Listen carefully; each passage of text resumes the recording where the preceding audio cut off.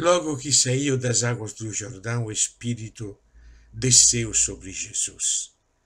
Os céus se rasgaram, e do céu a voz que gritava: Este é o meu Filho amado.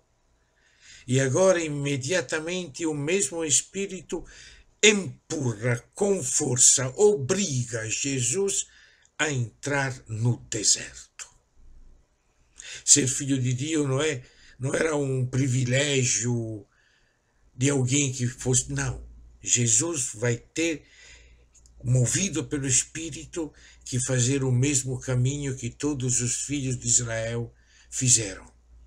O mesmo caminho que todos os profetas fizeram.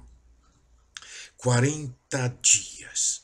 Quase sempre na Bíblia, isso quer dizer a vida inteira. Toda a nossa vida. E é muito interessante, porque Marcos não vai nos dizer quais foram as tentações que Jesus sofreu no deserto. Vai nos dizer que por 40 dias ele foi tentado por Satanás. E vai distribuir as tentações ao longo do evangelho todo.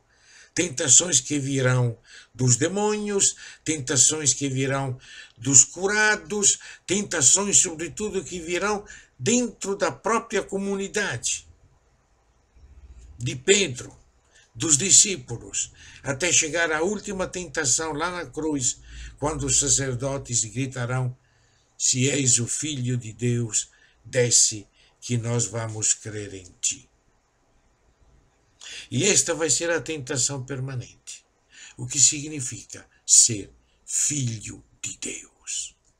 Nós temos imagens completamente distorcidas. Filho de Deus é o poderoso, Filho de Deus é o grande, Filho de Deus é o milagreiro, Filho de Deus é o taumaturgo. Marco vai nos dizer: o Filho de Deus é o filho do homem tentado no deserto por Satanás. Assim como o povo, não vamos esquecer o capítulo 8 do Deuteronômio, teremos que ler sempre esse capítulo, ao começar este caminho de Quaresma, esses nossos simbólicos 40 dias litúrgicos. Eu vos conduzi ao deserto para saber se vocês eram capazes de obedecer à minha palavra. Capazes de mostrar que são verdadeiros filhos do Pai. Por isso, os escorpiões e as cobras não feriram vocês. Por isso, do céu desceu o maná. Os anjos vos serviram.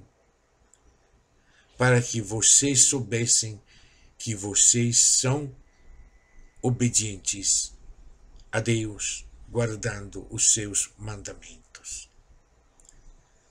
Esta vida toda de Jesus passará nesta lógica, mostrar o que significa ser filho de Deus de verdade.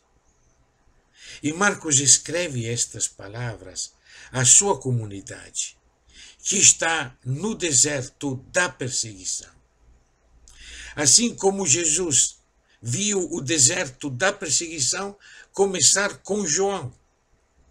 Quando soube que João foi preso, Jesus foi para a Galileia e começou a anunciar a boa nova de Deus. A perseguição que João está sofrendo não faz Jesus calar, muito pelo contrário. Justamente esta perseguição, essa prisão de João é o motivo para que Jesus vá na Galileia anunciar o reino de Deus. Esta é a boa notícia. A boa notícia não é um catecismo. A boa notícia é dizer: gente, não dá mais para esperar, não fiquem perdendo tempo esperando o tempo oportuno. Já chegou, está completo, não tem mais nem um segundo para esperar. O reino de Deus chegou. Está aqui, já veio. É verdade que as nossas traduções normalmente colocam está próximo, quase a deixar uma brecha de tempo para dizer está certo, está aqui, está próximo, mas ainda... Não, o reino de Deus veio. Vão ao de lá do seu pensamento. Pensem de outra forma. Não se deixem iludir pensando que o reino de Deus virá em recompensa das suas ações. Porque vocês jejuam, porque vocês fazem esmola, porque vocês rezam, porque vocês praticam o sábado, aí vai chegar o reino de Deus. Não, o reino de Deus chegou pela decisão de Deus estar presente nos desertos da nossa vida, nos desertos das nossas Galileias, no cotidiano fadigoso de que vê os sinais da morte vencer.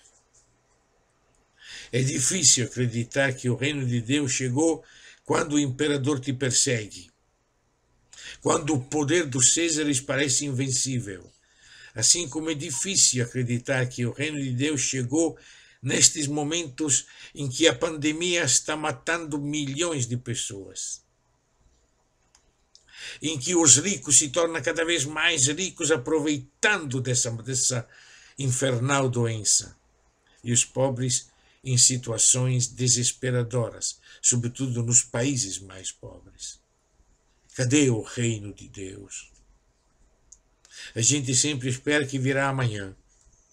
Não, creiam neste Evangelho.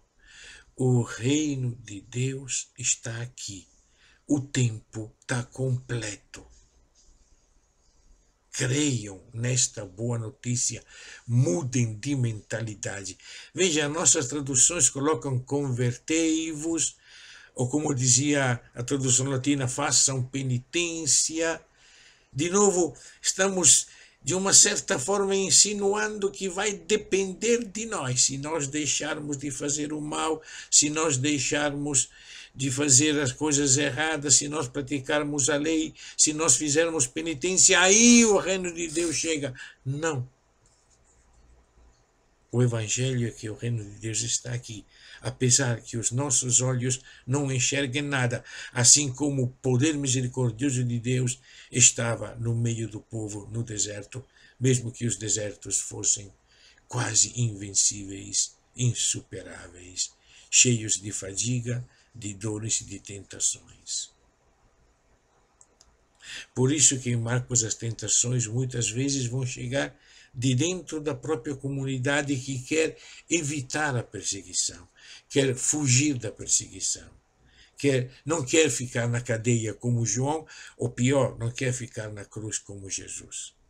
Então a gente aceita negociações, a gente reduz o Evangelho a uma doutrina, a uma moral, a alguma coisa que depende de nós, e aí então não precisamos nos confrontar com esses impérios da morte.